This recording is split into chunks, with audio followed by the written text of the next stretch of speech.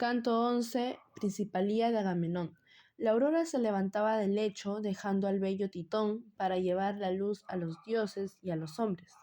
Cuando, enviada por Júpiter, se presentó en las veleras naves aqueas la cruel discordia con la señal del combate en la mano.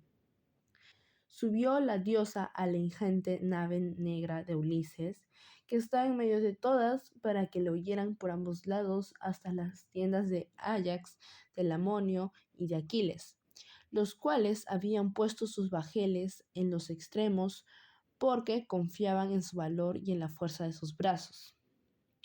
Desde allí daba aquella grandes, agudos y horrendos gritos y ponía mucha fortaleza en el corazón de todos, a fin de que pelearan y combatieran sin descanso.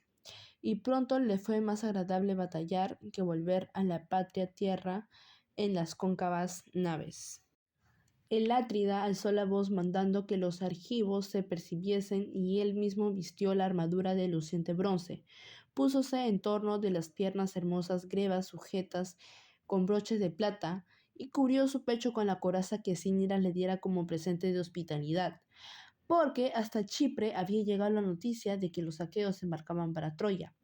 Y Cíniras, deseoso de complacer al rey, le dio esta coraza que tenía 10 filetes de pavonado acero, 12 de oro, 20 de estaño y 3 cerúleos dragones erguidos hacia el cuello, y semejantes al iris que Saturnio fija en las nubes como señal para los hombres dotados de palabra.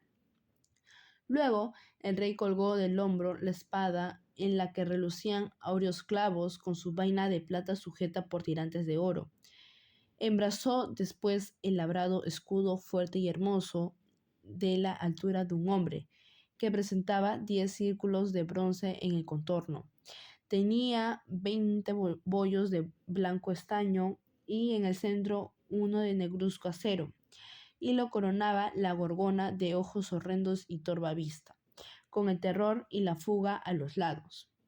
Su correa era argentada y sobre la misma enroscaba cerúleo dragón de 3 cabezas, entrelazadas, que nacían de un solo cuello. Cubrió enseguida su cabeza con un casco de doble cimera, 4 abolladuras y penacho de crines de caballo, que al ondear en lo alto causaban pavor, y asió 2 fornidas lanzas de aguzada broncínea punta, cuyo brillo llegaba hasta el cielo, y Minerva y Juno tronaron en las alturas para honrar al rey de Micenas, rica en oro. Cada cual mandó a su auriga que tuvieran dispuestos los carros y los corceles junto al foso. Todos salieron a pie y armados, y se levantó un inmenso vocerío antes que la aurora despuntara. Delante del foso se ordenaron los infantes, y a estos siguieron de cerca los que combatían en carros. Y Saturnio promovió entre ellos funesto tumulto y dejó caer desde el éter sanguinoso, porque había de precipitar al orco y a muchas y valerosas almas. Los teucros se pusieron también en orden de batalla en una eminencia de la llanura, alrededor del Héctor, del eximio polidamante de Eneas, honrado como un dios por el pueblo troyano, y de los 3 antenóridas, Polibo, el divino Agenor y el joven Acamante, que parecía un inmortal. Héctor, armado de un escudo liso, llegó con los primeros combatientes, cual astro funesto que unas veces brilla en el cielo y otras se oculta detrás de las pardas nubes. Así Héctor ya aparecía entre los delanteros y ya se mostraba entre los últimos, siempre dando órdenes y brillando como el relámpago del padre Jove que lleva la égida. Como los segadores caminan en direcciones opuestas por los surcos de un campo de trigo de cebada, de un hombro opulento, y los manojos de espigas caen espesos, de la misma manera teucros y aqueos se acometían y mataban sin pensar en la perniciosa fuga. Igual andaba la pelea, y como lobos se embestían. Gozaban en verlos la luctuosa discordia, única deidad que se hallaba entre los combatientes, pues los demás dioses permanecían quietos en sus palacios construidos en los valles del Olimpo, y acusaban al Saturnio, el dios de las sombrías nubes, porque quería conceder la victoria a los teucros, mas el padre no se cuidaba de ellos, y sentado aparte ufano de su gloria, contemplaba la ciudad troyana, las naves aqueas, el brillo del bronce, a los que mataban y a los que la muerte recibían. Al amanecer, y mientras iba aumentando la luz del sagrado día, los tiros alcanzaban por igual a unos, a otros, y los hombres caían. Cuando llegó la hora en que el leñador prepara el almuerzo en la espesura del monte, porque tiene los brazos cansados de cortar grandes árboles, y su corazón apetece la agradable comida, los danaos, exhortándose mutuamente por las filas y peleando con bravura, rompieron las falanges teucras. Agamenón, que fue el primero en arrojarse a ellas, mató a Bianor, pastor de hombres, y a su compañero Oilio, hábil jinete. Este se había apiadado del carro para sostener el encuentro, pero el Atrida le hundió en la frente la aguzada pica que atravesó el casco, a pesar de ser de duro bronce y el hueso, conmoviéndole el cerebro, y postró al guerrero cuando contra aquel arremetía. Después de quitarles a estambros la coraza, Agamenón, rey de hombres, los dejó allí con el pecho al aire y fue a dar muerte a Iso y a Antifo, hijos de bastardo ilegítimo, respectivamente de Príamo, que iban en el mismo carro.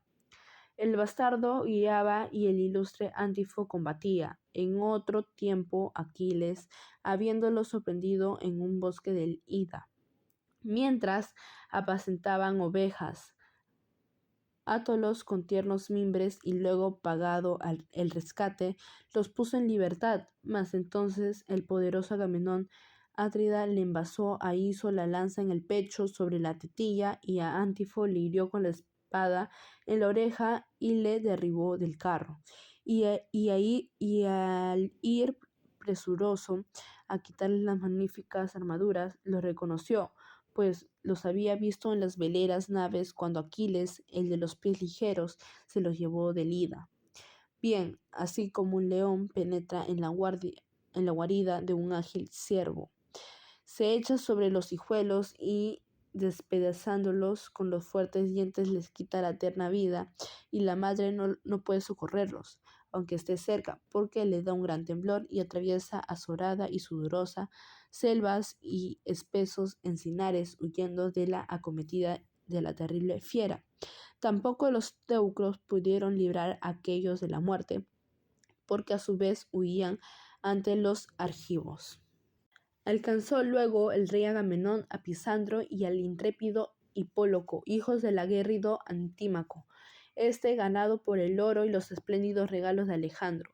Se oponía a que Helena fuese devuelta al rubio Menelao. Ambos iban en su carro y desde su sitio procuraban guiar los veloces corceles, pues habían dejado caer las lustrosas riendas y estaban aturdidos, cuando el Atrida arremetió contra ellos, cual si fuese un león, arrodillándose en el carro, y así le suplicaron: «Haznos prisioneros, hijo de Atreo, y recibirás digno rescate. Muchas cosas de valor tiene en su casa Antímaco: bronce, oro, hierro labrado. Con ellas nuestro padre te pagaría inmenso rescate si supiera que estamos vivos en las naves aqueas». Contando esas palabras y llorando, hablaban al rey, pero fue amarga la respuesta que escucharon. «Pues sí sois hijos del aguerrido Antímaco, que aconsejaba en la junta de los troyanos matar a Menelao y no dejarle volver a los aqueos, cuando vino a título de embajador con el deiforme Ulises. Ahora pagaréis la insolente injuria que nos infirió vuestro padre», dijo, y derribó del carro a Pisandro, dándole una lanzada en el pecho, y lo tumbó de espaldas. Ya en tierra, Agamenón le cercenó en la espada los brazos y la cabeza, que tiró, haciéndola rodar como un mortero, pero entre las filas. Atrida dejó estos, y seguido de otros aqueos de hermosas grebas, fuese derecho al sitio donde más falanges, mezclándose un montón confuso, combatían. Los infantes mataban a los infantes que se veían obligados a huir. Los que combatían desde el carro hacían parecer con el bronce a los enemigos que así peleaban, y a todos los envolvía la polvareda que en la llanura levantaban con sus sonoras pisadas los caballos. Y el rey Agamenón iba siempre adelante, matando teucros y animando a los argivos, como al estallar indio de un boscaje. El viento hace oscilar las llamas y lo propaga por todas partes y los arbustos ceden a la violencia del fuego y caen con sus mismas raíces. De igual manera caían las cabezas de los teucros puestos en fuga por Agamenón, Atrida, y muchos caballos de erguidos cuellos arrastraban con estrépito por el campo los carros vacíos y echaban de menos a los eximios conductores, pero estos tendidos en tierra eran ya más gratos a los buitres que a sus propias esposas. A Héctor, Júpiter le sustrajo de los tiros el polvo, la matanza, la sangre y el tumulto, y el Átrida iba adelante, exhortando vehementemente a los danaos. Los teucros corrían por las llanuras deseosos de refugiarse en la ciudad y ya habían dejado a su espalda el sepulcro del antiguo hilo Dardánida y el Cabrahigo. Y el Átrida le seguía el alcance vociferando con las invictas manos llenas de polvo y sangre. Los que primero llegaron a las puertas Eseas y a la encina se detuvieron para aguardar a sus compañeros, los cuales huían por la llanura como vacas aterrorizadas por un león que, presentándose en la obscuridad de la noche, da cruel muerte a unas de ellas, rompiendo su cerviz con los fuertes dientes y tragando su sangre y sus entrañas. Del mismo modo, el rey Agamenón Atrida perseguía a los treucos, matando al, al que se rezagaba, y ellos huían espantados. El Átrida, manejando la lanza con gran furia, hizo caer a muchos ya de pechos, ya de espaldas de sus respectivos carros. Mas cuando le faltaba poco para llegar al alto muro de la ciudad, el Padre de los hombres y de los dioses bajó del cielo con el relámpago en la mano, se sentó en las cumbres y llamó a Iris, la de doradas alas, para que le sirviese de mensajera.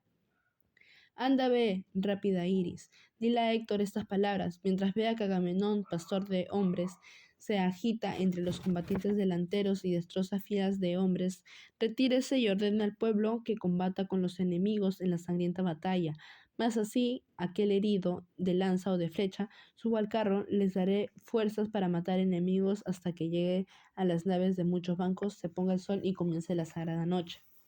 Dijo, y la veloz Iris, de pies ligeros como el viento, no dejó de obedecerle. Descendió de los montes Idios a la sagra Ilión, y hallando al divino Héctor, hijo del belicoso Príamo, de pie en el sólido carro, se detuvo a su lado y le habló de esta manera. Héctor, hijo de Príamo, qué imprudencia igualas a Júpiter. El padre joven me manda para que te diga lo siguiente: mientras veas que Agamenón, pastor de hombres, se agita entre los combatientes delanteros y destroza sus filas, retírate de la lucha y ordena al pueblo que combata con los enemigos en la sangrienta batalla. Más así que aquel herido de lanza o de flecha suba al carro, te dará fuerzas para matar enemigos hasta que llegues a las naves de muchos bancos, se ponga el sol y comience la sagrada noche. Cuando Iris, la de los pies ligeros, hubo dicho esto, se fue. Héctor saltó del carro al suelo sin dejar las armas y blandiendo afiladas picas. Recorrió el ejército, se animó a luchar y promovió una terrible pelea. Los teucros volvieron la cara a los aqueos para embestirlos. Los argivos cerraron las filas de las falanges y se reunieron el combate, y Agamenón acometió el primero porque deseaba adelantarse a todos en la batalla. Decidme ahora, musas, ¿qué poseéis, olímpicos palacios? ¿Cuál fue el primer troyano o aliado ilustre que Agamenón se opuso? Fue Ifidamente, Antenórida, valiente y alto de cuerpo, que se había criado en la fértil Tracia, madre de ovejas. Era todavía niño cuando su abuelo materno, Sicio, padre de Teano, la de hermosas mejillas, lo acogió en su casa, y así que hubo llegado a la gloriosa edad juvenil, le conservó a su lado, dándole a su hija en matrimonio. Apenas casado y Fidamante, tuvo que dejar el tálamo para ir a guerrear contra los aqueos. Llegó por mar hasta Percote, dejó allí las 12 corvas naves que mandaba y se encaminó por tierra a Ilión. Tal era quien salió al encuentro de Agamenón Átrida. Cuando los dos héroes se hallaron frente a frente acometiéndose, y el Átrida erró el tiro porque la lanza se les desvió, y Fidamante dio con el pico un bote en la cintura de Agamenón más abajo de la coraza, y aunque empujó al ástil con toda la fuerza de su brazo, no logró atravesar el labrado tahalí, pues la punta al chocar con la lámina de plata se torció como plomo. Entonces el poderoso Agamenón asió de la pica y tirando de ella con la furia de un león. La arrancó de las manos de Ifidamante, a quien hirió en el cuello con la espada, dejándole sin vigor los miembros. De este modo cayó el desventurado para dormir el sueño de bronce mientras auxiliaba a los troyanos, lejos de su joven y legítima esposa, cuya gratitud no llegó a conocer después de tanto le hubiera regalado 100 bueyes y prometido 1000 cabras y 1000 ovejas en las innumerables que sus pastores apacentaban. El atrida Agamenón le quitó la magnífica armadura y se la llevó, abriéndose paso por entre los aqueos. Advirtió con varón preclaro e hijo y primogénito de Antenor, y densa nube de pesar cubrió sus ojos por la muerte del hermano. Púsose al lado de Agamenón sin que éste lo notara. Le dio una lanzada en medio del brazo, en el codo, y se lo atravesó con la punta de la reluciente pica. Estremeciéndose el rey de hombros, Agamenón, mas no por esto dejó de luchar ni de combatir, sino que arremetió con la impetuosa lanza a Con, el cual se apresuraba a retirar, haciéndole por el pie. El cadáver de Ifidamante, su hermano de padre, y a voces pedía auxilio a los más valientes. Mientras arrastraba el cadáver a través de la turba, cubriéndole con el abollonado escudo, Agamenón le envasó la broncínea lanza, dejó sin vigor sus miembros y le cortó la cabeza sobre el mismo Ifidamante.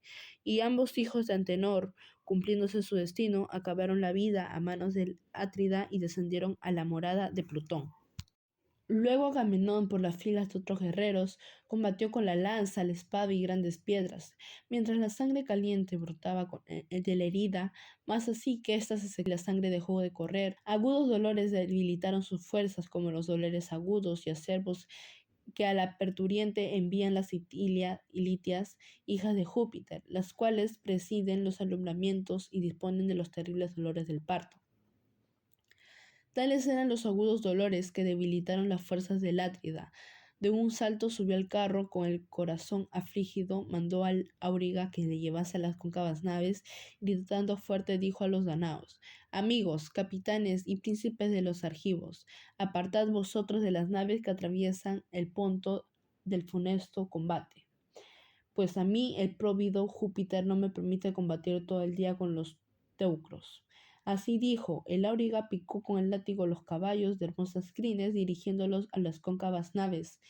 Ellos volaron gozosos, con el pecho cubierto de espuma, y envueltos en una nube de polvo, sacaron el campo de la batalla al fatigado rey.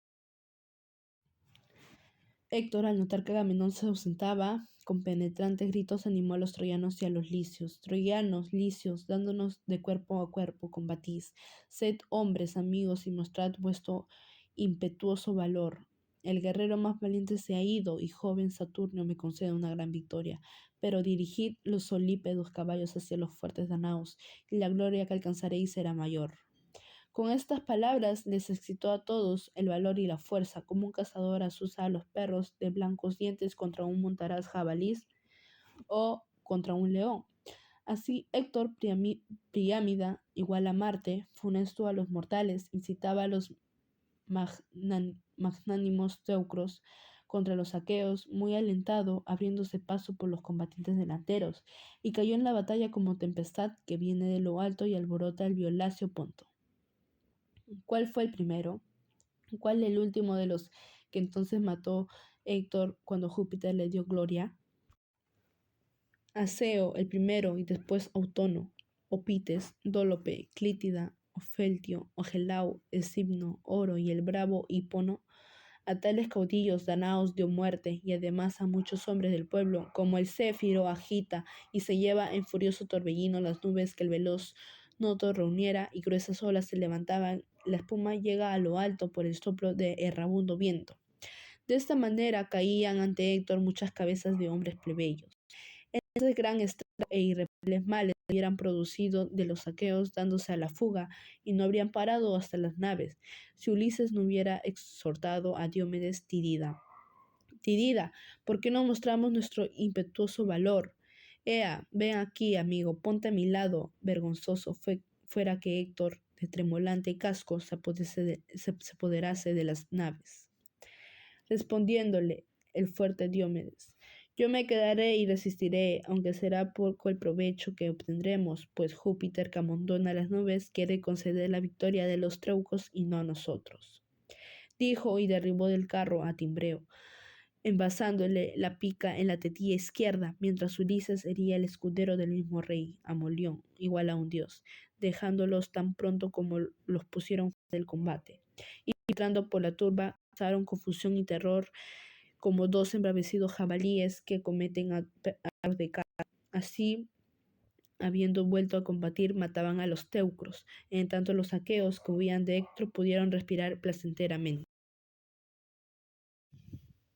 Dieron también alcance a 2 hombres que eran los más valientes de su pueblo y venían de un mismo carro, a los hijos de Merope Percosio. Este conocía como nadie el arte adivinatoria y no quería que sus hijos fuesen a la homicida guerra, pero ellos no le obedecieron, impelidos por el lado que a la negra muerte los arrastraba. Diomedes Tidida, famoso por su lanza, les quitó la vida y les despojó de las magníficas armaduras.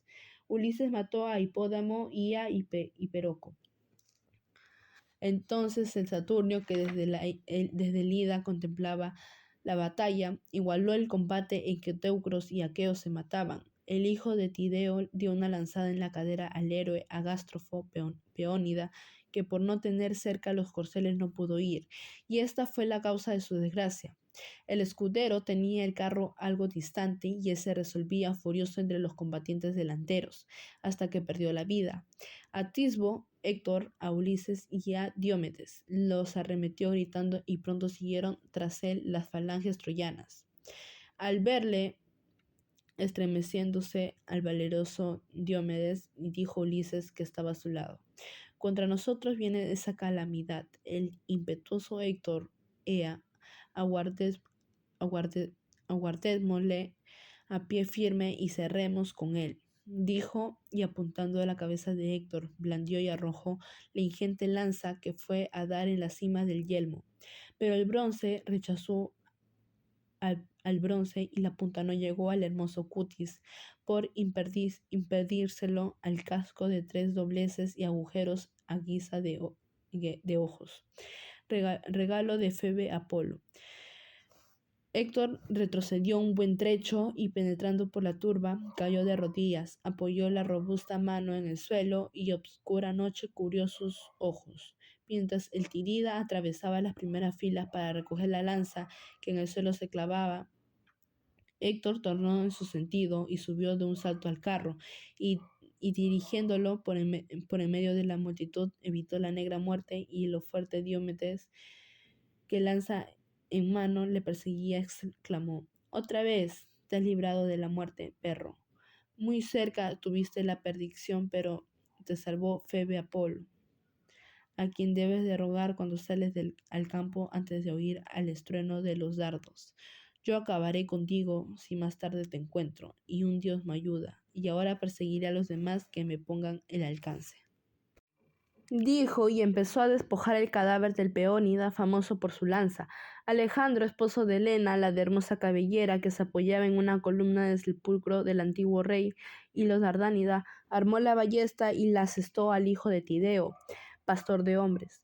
Y mientras éste quitaba el cadáver del valeroso Agástrofo, la labrada coraza, el versátil escudo de debajo de la espalda y el pesado casco, aquel disparó y el tiro no fue errado. La flecha atravesó al héroe el empeine del pie derecho y se clavó en tierra. Alejandro salió de su escondite y con grande y regocijada risa se gloriaba diciendo: herido estás, no se perdió el tiro. Ojalá que acertándote en un ijar te hubiese quitado la vida. Así los teucros tendrían un respiro en sus males, pues te temen como al león las baladoras cabras. Sin turbarse, le respondió al fuerte Diomedes: Flechero, insolente, únicamente experto en manejar el arco, mirón de doncellas. Si frente a frente midieras conmigo las armas, no te valdría la ballestas ni las abundantes flechas. Ahora te alabas sin motivo, pues solo me rasguñaste el empeine del pie. Tanto me cuido de la herida como si a una mujer o un incipiente niño me lo hubiese causado. Que poco duele la flecha de un hombre vil y cobarde. De otra clase es el agudo dardo que yo arrojo. Por poco que penetre, deja que examine al que lo recibe. Y la mujer del muerto desgarra sus mejillas, sus hijos quedan huérfanos y el cadáver se pudre enrojeciendo con su sangre la tierra y teniendo a su alrededor más aves de rapiña que mujeres. Así dijo. Ulises, famoso por su lanza, acudió y se le puso delante. Diomedes se sentó, arrancó del pie la aguda flecha y un dolor terrible recorrió su cuerpo. Entonces subió al carro y con el corazón afligido mandó al auriga que le llevase a las cóncavas naves. Ulises, famoso por su lanza, se quedó solo. Ningún aqueo permaneció a su lado, porque el terror los poseía a todos. Y gimiendo a su magnánimo espíritu, así le hablaba. Ay de mí, ¿qué me ocurrirá? Muy malo es huir, temiendo a la muchedumbre y peor aún, que me cojan y quedándome solo, pues a los demás danaos el Saturnio los puso en fuga. ¿Por qué en tales cosas me hace pensar el corazón? Sé que los cobardes huyen del combate y quien se descuelle en la batalla debe mantenerse firme, ya sea herido, ya a otro hiera.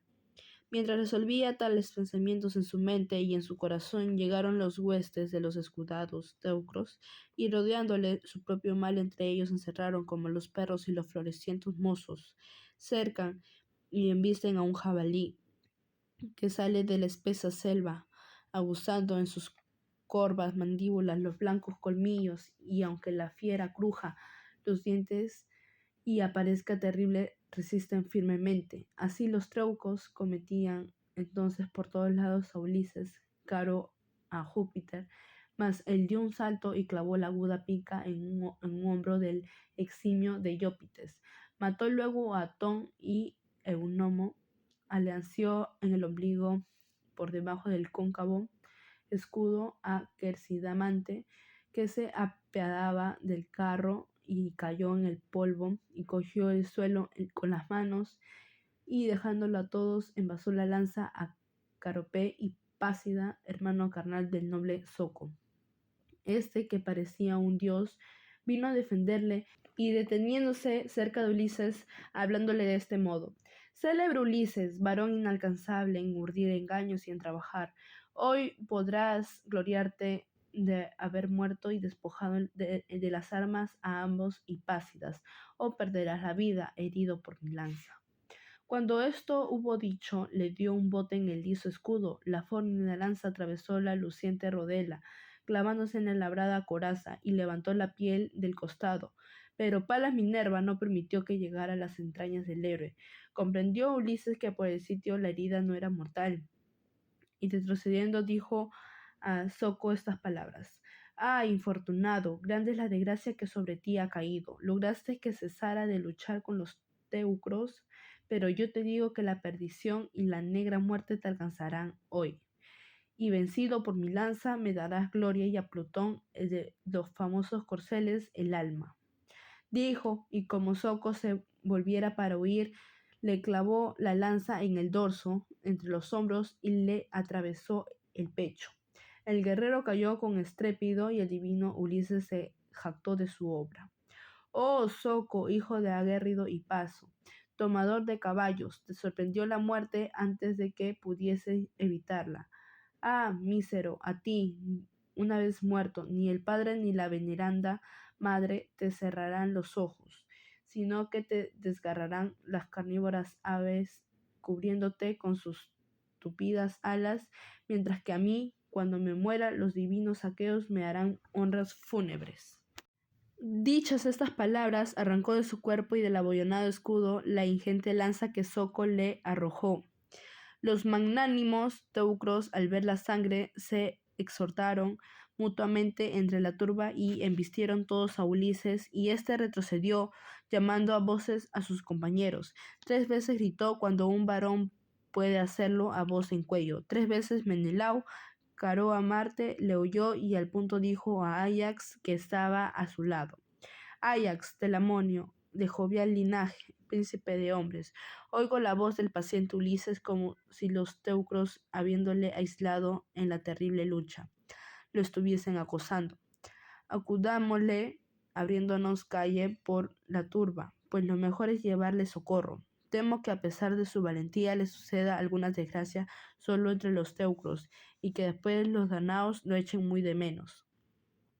Así diciendo, partió y siguió a Áyax, varón igual a un dios. Pronto vieron cómo Ulises caró a Jove, a quien los teucros acometían por todos lados, como los rojizos chacales circundan en el monte a un cornígero ciervo herido por la flecha que un hombre le tirara en el arco. Salvó el ciervo merced a sus pies y huyó en tanto que la sangre estuvo caliente y las rodillas ágiles. Postroló luego la veloz saeta, y cuando carnívoros chacales lo despedazaban en la espesura de un monte, trajo el azar un voraz león que, dispersando a los chacales, devoró a aquel. Así entonces muchos y robustos teucros arremetían al aguerrido y sagaz Ulises, y el héroe, blandiendo la pica, apartaban de sí la cruel muerte. Pero llegó Áyax con su escudo como una torre, se puso al lado de Ulises, y los teucros se espantaron y huyeron a la desbandada. El belígero Menelao, haciendo por la mano al héroe, le sacó de la turba mientras el escudero acercaba el carro. Áyax, acometiendo a los teucros, mató a Doriclo, hijo bastardo de Príamo, e hirió a Pandoco, Lisandro, Píraso y Pirlates, como el hinchado torrente que acreció la lluvia de Júpiter, baja por los montes de la llanura, arrastra muchos pinos y encimas secas, y arroja al mar gran cantidad de cieno. Así el ilustre Áyax desordenaba y perseguía por el campo a los enemigos y destrozaba corceles y guerreros. Héctor no lo había advertido porque peleaba en la izquierda de la batalla, cerca de la orilla del Escamandro. Allí las cabezas caían en mayor número y un inmenso vocerío se dejaba oír alrededor del gran Néstor y del bizarro Indomeneo. Entre todos resolvíase Héctor que, haciendo arduas proezas con su lanza y su habilidad ecuestre, destruía las falanges de jóvenes guerreros, y los aqueos no retrocedían aún.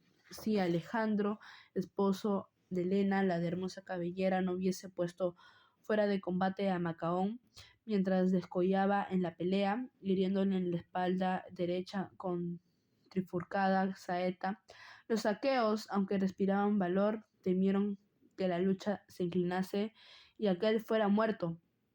Y al punto habló Indomeneo al divino Néstor: Oh, Néstor Nélida, gloria insigne de los aqueos, ea, sube al carro, póngase Macaón junto a ti y dirige presto a las naves los solípedos córceles, pues un médico vale por muchos hombres por su pericia en arrancar flechas y aplicar drogas calmantes. Dijo, y Néstor, caballero gerenio, no dejó de obedecerle. Subió al carro, y tan pronto como Macaón, hijo del eximio médico Esculapio, le hubo seguido, picó en el látigo de los caballos, y a estos volaron en su grado hacia las cóncavas naves, pues le gustaba volver a ellas. Cebrión, que acompañaba a Héctor en el carro, notó que los teucros eran derrotados y dijo al hermano: Héctor, mientras nosotros combatimos con los danaos en un extremo de la batalla horrísona, los demás teucros son desbaratados y se agitan en confuso tropel hombres y caballeros. Áyax Telamonio es quien los desordena. Bien le conozco y por el ancho escudo que cubre su espalda. Enderecemos aquel sitio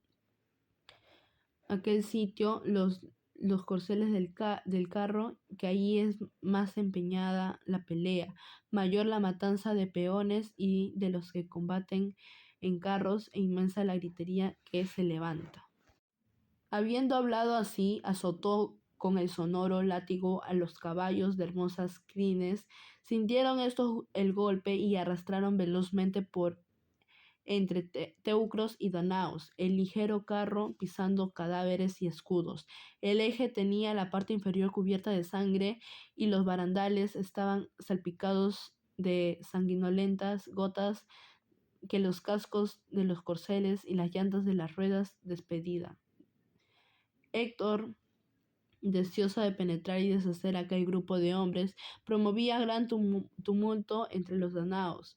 No dejaba la lanza quieta, recorría las filas de aquellos y peleaba con la lanza, la espada y grandes piedras. Solamente evitaba el encuentro con Ajax Telamonio, porque Jove se irritaba contra él siempre que combatía con un guerrero más valiente. El padre Júpiter, que tiene su trono en las alturas, infundió temor en Ajax y ese se quedó atónico, que se echó a la espalda el escudo formado por 7 boyunos cueros, paseó su mirada por la turba como una fiera y retrocedió volviéndose con frecuencia y andando a paso lento como los canes y pastores, ahuyentando al bohío a un tostado león, y vigilando toda la noche. No le dejaban llegar a los pingues bueyes, y el león, ávido de carne, acomete furioso y nada consigue, porque caen sobre él la multitud de venados, arrojados por robustas manos y encendidas que les dan miedo, y cuando empiezan a aclarar el día, se marcha la fiera con ánimo afligido. Si Ajax se aleja entonces de los treucos, contrariado y con el corazón entristecido, porque temía mucho por las naves aqueas, de la suerte que un tardo asno se acerca a un campo y venciendo la resistencia de los niños que rompen en sus espaldas muchas varas, penetra en él y destroza las crecidas mieses. Los muchachos lo apelan, pero como su fuerza es poca, solo consiguen echarlo con trabajo. Después de que se haya hartado de comer, y de la misma manera los animosos troyanos y sus auxiliares venidos de lejas tierras perseguían al gran Ajax, hijo de Telamón, y le golpeaban el escudo con las lanzas. Ajax unas veces mostraba su impetuoso valor y resolviendo detenían las falanges de los teucros domadores de caballos. Otras tornaba a huir y moviéndose con furia entre los teucros y los aqueos, conseguían que los enemigos no se encaminasen a las naves. Las lanzas que manos audaces despedían se clavaban en el gran escudo o caían en el suelo delante del héroe, codiciosas de su carne. Cuando Eurípilo, preclaró hijo de Memón, vio que Ajax estaba tan abrumado por los tiros, se colocó a su lado, arrojó la reluciente lanza y se la clavó en el hígado debajo del diafragma a Apisaón, pastor de hombres, dejándole sin vigor las rodillas. Corrió enseguida hacia él, se puso a quitarle la armadura, pero advirtió a Alejandro y disparando la ballesta contra Eurípilo, lo hirió en el muslo derecho. La caña saeta se rompió, quedó colgando y apescaba el musgo del guerrero. Este retrocedió al grupo de sus amigos para evitar la muerte y dando grandes voces decía a los danaos: «Oh amigos, capitanes y príncipes de los argivos, deteneos, volved la cara al enemigo y librad de la muerte a Ajax, que está abrumado por los tiros y no creo que escape con vida del horrísono combate. Rodead al gran Ajax, hijo de Telamón». Tales fueron las palabras de Eurípilo al sentirse herido, y ellos se colocaron junto al mismo con los escudos sobre los hombros y las picas levantadas. Ajax apenas se juntó con sus compañeros, detuviéndose y volvió la cara a los teucros y siguieron combatiendo con el ardor de encendido fuego. En tanto, las yeguas de Neleo, cubiertas de sudor, sacaban del combate a Néstor y a Macaón, pastor de pueblos. Reconoció al último el divino Aquiles, el de los pies ligeros, que desde lo alto de la ingente nave que contemplaba la gran derrota y deplorable fuga, y enseguida llamó desde allí mismo a Patroclo, su compañero. «Óyele este, y parecido a Marte». Salió de la tienda. Tal fue el origen de su desgracia. El esforzado hijo de Menetío habló el primero diciendo: «¿Por qué me llamas, Aquiles? ¿Necesitas de mí?». Respondió Aquiles, el de los pies ligeros: noble hijo de Menetío, carísimo a mi corazón. Ahora espero que los aquivos vendrán a suplicarme y se postrarán a mis plantas, porque no es llevadera la necesidad en que se hallan. Pero ve, Patroclo, caro a Júpiter, y pregunta a Néstor quién es el herido que saca del combate. Por la espalda tiene gran parecido con Macaón, hijo de Esculapio. Pero no le vi el rostro, pues las yeguas, deseosas de llegar cuantos antes, pasaron rápidamente por mi lado. Dijo Patroclo obedeciendo al amado compañero y se fue corriendo a las tiendas y naves aqueas. Cuando aquellos hubieron llegado a la tienda de Nélida, descendieron del carro al almozuelo y Euremedonte, servidor del anciano, desundió los corceles. Néstor y Macaón dejaron secar el sudor que mojaba sus lorigas, poniéndose al soplo del viento en la orilla del mar, y penetrando luego en la tienda, se sentaron en sillas. Entonces les preparó una mixtura Ecámede, la de hermosa cabellera, hija del magnánimo Arsino, que el anciano se había llevado de Ténedos cuando Aquiles entró a saco esta ciudad. Los aqueos se la adjudicaron a Néstor, que a todos superaba en el consejo. Ecámede acercó una mesa magnífica de pieza acero pulimentada y puso encima una fuente de bronce con cebolla, manjar propio para la bebida, miel reciente y sacra harina de flor, y una bella copa guarnecida de áureos clavos que el anciano se llevaría de su palacio. Y tenía 4 asas, cada una entre 2 palomas de oro y 2 sus tentáculos. A otro anciano le hubiese sido difícil mover esa copa cuando después de llenarla se ponía en la mesa, pero Néstor la levantaba sin esfuerzo. En ella, la mujer, que parecía una diosa, les preparó la bebida, echó vino de pramnio, raspó queso de cabra con un rayo de bronce, espolvoreó la mezcla con blanca harina y les invitó a beber, así que tuvo compuesta la mixtura. Ambos bebieron y, apagada la abrasadora sed, se entregaban al deleite de la conversación, cuando Patroclo, varón igual a un dios, apareció en la puerta.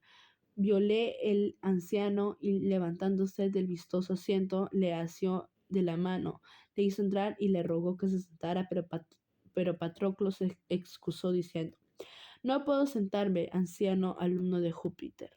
No lograrás convencerme. Respetable y temible es quien me envía a preguntar a cuál guerrero trajiste herido. Pero ya lo sé, pues estoy viendo a Macaón, pastor de hombres. Voy a llevar como mensajero la noticia a Aquiles. Bien sabes tú, anciano alumno de Júpiter, lo violento que es aquel hombre y cuán pronto culparía hasta a un inocente». Respondiéndole Néstor, caballero Gerenio: ¿cómo es que Aquiles se compadece de los aqueos que han recibido heridas?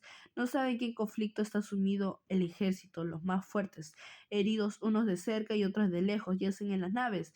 Con arma arrojadiza fue herido el poderoso Diomedes Tidida, con la pica Ulises, famoso por su lanza, y Agamenón a Eurípilo, flechándole en el muslo. Y acabo de sacar del combate a este otro, herido también por una saeta que el arco despidiera. Pero Aquiles, a pesar de su valentía, ni se cura de los danaos, ni se apiada de ellos. ¿Aguarda acaso que las veleras naves sean pos de otros sucumbamos todos? Ya el vigor de mis ágiles miembros no es de los de antes. Ojalá fuese tan joven y fuerza tan robusta como cuando en la contienda surgida entre los eleos y los pilios por el robo de bueyes, mate a Itimoneo, hijo valiente de Hipéroco, que vivía en la Élide, y tomé represalias. Itimoneo defendía sus vacas, pero cayó en tierra entre los primeros, herido por el dardo que le arrojara mi mano, y los demás campesinos huyeron espantados. En aquel campo logramos un espléndido botín: 50 vacadas, otras tantas manadas de ovejas, otras tantas piaras de cerdos, otros tantos rebaños copiosos de cabras y 150 yeguas bayas, muchas de ellas con sus potros. Aquella misma noche lo llevamos a Pilos, ciudad de Neleo, y éste se alegró en su corazón de que me correspondiera una gran parte, a pesar de ser yo tan joven cuando fui al combate. Al laborear, los heraldos pregonaron con voz sonora que se presentarán todos aquellos a quienes se les debía algo en la divina élide, y los caudillos pilios repartieron el botín. Con muchos de nosotros estaba en deuda los epeos, pues como en Pilos éramos pocos, nos ofendían y en años anteriores habían venido el fornido Hércules que nos maltrató y dio muerte a los principales ciudadanos. De los 12 hijos de Neleo, tan solo yo quedé con vida, todos los demás perecieron. Engreídos, los epeos de Broncineas lórigas por tales hechos nos insultaban y urdían contra nosotros inicuas acciones. El anciano Neleo tomó entonces un rebaño de bueyes y otro de 300 cabras con sus pastores, por la gran deuda que tenían que cobrar en la divina élide. Habían enviado 4 corceles vencedores en anteriores juegos, uncidos a un carro para aspirar el premio de la carrera, el cual consistía en un trípode, y Augias, rey de hombres, se quedó con ellos y despidió al auriga, que se fue triste por lo ocurrido.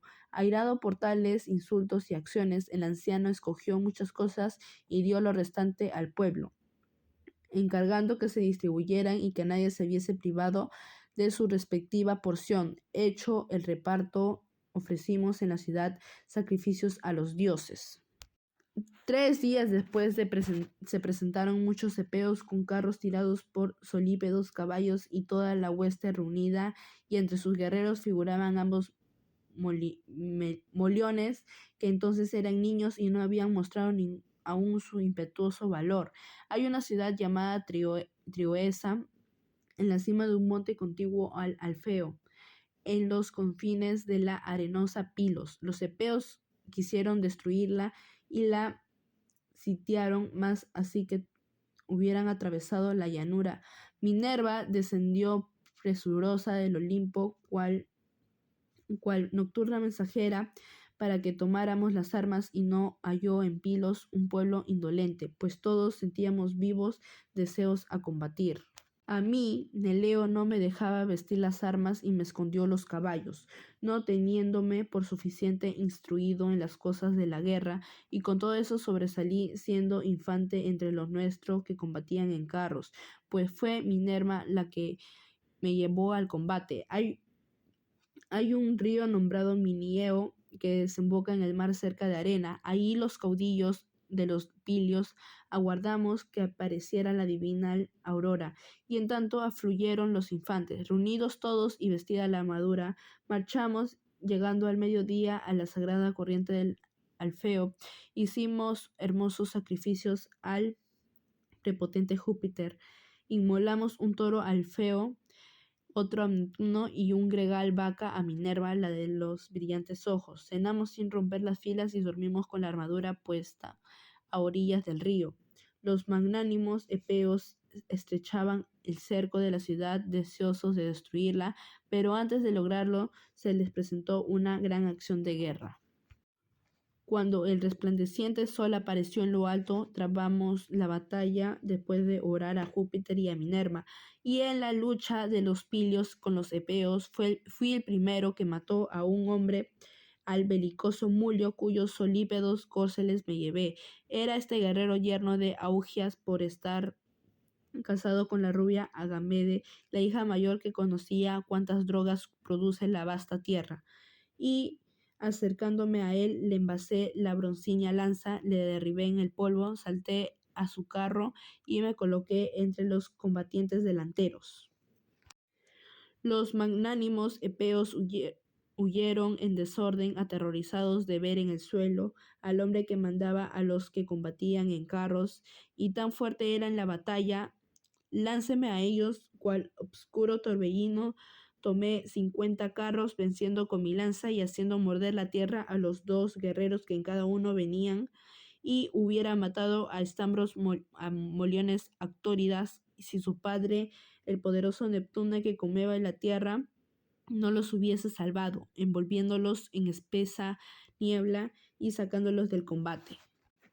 Entonces Júpiter concedió a los pilios una gran victoria. Perseguimos a los eleos por la espaciosa llanura, matando hombres y recogiendo magníficas armas, hasta que nuestros córceles nos llevaron a Bupracio, la roca Olinia, y a Licio, al sitio llamado la colina, donde Minerva hizo que el ejército se volviera. Allí dejé entendido al último hombre que maté, cuando desde Brupacio dirigieron los saqueos, los rápidos córceles a Pilos. Todos daban gracia a Júpiter entre los dioses y a Néstor entre los hombres. Tal era yo entre los guerreros, si todo no ha sido un sueño. Pero del valor de Aquiles solo se aprovechará él mismo. Y creo que ha de ser grandísimo su llanto cuando el ejército parezca. Oh amigo Menetio, te hizo un encargo. El día en que te envió desde Petía a Agamenón, estábamos en el palacio con el divino Ulises y oímos que cuanto aquel te dijo, nosotros, que entonces reclutábamos tropas en la fértil Acaya, habíamos llegado al palacio de Peleo, que abunda de gente, donde encontramos al héroe Menetio, a ti y a Aquiles. Peleo, el anciano jinete, quemaba dentro del patio pingues muslos de buey en honor de Júpiter, que se complace en lanzar rayos, y con una copa de oro vertía el negro vino en la ardiente llama, mientras vosotros preparáis la carne de los bueyes. Nos detuvimos en el vestíbulo. Aquiles se levantó sorprendido y cogiéndonos de la mano nos introdujo. Nos hizo sentar y nos ofreció presentes de hospitalidad, como se acostumbra hacer con los forasteros. Satisficimos de bebida y de comida el apetito, y empecé a exhortaros para que os vinierais con nosotros. Ambos lo anhelabais, y vuestros padres os daban muchos consejos. El anciano Peleo recomendaba a su hijo Aquiles que desarrollara siempre y sobresaliera entre los demás, y a su vez Menetio, hijo de Actor, te aconsejaba así: hijo mío, Aquiles te aventaja por su abolengo, pero tú le supieras en edad. Aquel es mucho más fuerte, pero hazle prudente advertencias, amonéstale e instrúyele, y te obedecerá para su propio bien. Así te aconsejaba el anciano, y tú lo olvidabas, pero aún podrías recordárselo al aguerrido Aquiles, y quizás lograbas persuadirle. Quién sabe si con la ayuda de algún dios conmoverá su corazón. Gran fuerza tiene la exhortación de un amigo, y si se abstiene de combatir por algún vaticinio que su madre, enterada por Jove, le ha revelado, que a lo menos te envía a ti con los demás mirmidones, por si llegas a ser la aurora de salvación de los danaos, y te permite llevar en el combate su magnífica armadura, para que los teucros te confundan con él y cesen de pelear. Los belicosos aqueos, que tan abatidos están, se reanimen, y la batalla tenga su tregua, aunque sea por breve tiempo. Vosotros, que no os halláis extenuados de fatiga, rechazaráis fácilmente de las naves y tiendas hacia la ciudad, y a esos hombres de pelear están cansados. Dijo y conmovió el corazón. Patroclo fuese corriendo por las naves para volver a la tienda de Aquiles e Ácida. Mas cuando llegó a los bajeles del divino Ulises, ahí se celebraban las juntas y se administraba justicia ante los altares erígidos de los dioses. Regresaba del combate cojeando el noble Eurípilo, Evemónida, ya que había recibido un flechazo en el muslo. Abundante sudor corría por su cabeza y sus hombros, y la negra sangre brotaba de la grave herida, pero su inteligencia permanecía firme. Violé, el esforzado hijo de Menetio, se compadeció de él, y suspirando dijo estas aladas palabras: ah, infelices caudillos y príncipes de los danaos, así debíais en Troya, lejos de los amigos y de la patria, saciar con vuestra blanca grasa de los ágiles perros. Pero dime, héroe Eurípilo, alumno de Júpiter, ¿podrán los aqueos sostener el ataque del ingente Héctor, o perecerán vencidos por su lanza? Respondiéndole Eurípilo, herido: Patroclo, de jovial linaje, ya no hay defensa para los aqueos que corren a refugiarse en las negras naves. ¿Cuántos fueron hasta aquí los más valientes? Yacen en sus bajeles. heridos unos de cerca y otros de lejos por los teucros, cuya fuerza va en aumento. Pero sálvame, llévame a la negra nave, arráncame la flecha del muslo, lava con agua tibia la negra sangre que fluye de la herida, y ponme en ella drogas calmantes y salutíferas, que según dicen te dio a conocer Aquiles, instruido por Quirón, el más justo de los centauros, pues de los dos médicos, Podalirio y Macaón, el uno creó que está herido en su tienda y a su vez necesita de un buen médico, y el otro sostiene vivo combate en la llanura troyana. Dijo, y cogiendo al pastor de hombres por el pecho, llevándolo a la tienda, el escudero al verlos venir extendió en el suelo pieles de buey. Patroclo recostó en ellas a Eurípilo y sacó del muslo con la daga la aguda y acerba flecha, y después de lavar con agua tibia la negra sangre, espolvoreó la herida con una raíz amarga y calmante que previamente había desmenuzado con la mano. La raíz calmó el dolor, sacándose la herida, y la sangre dejó de correr.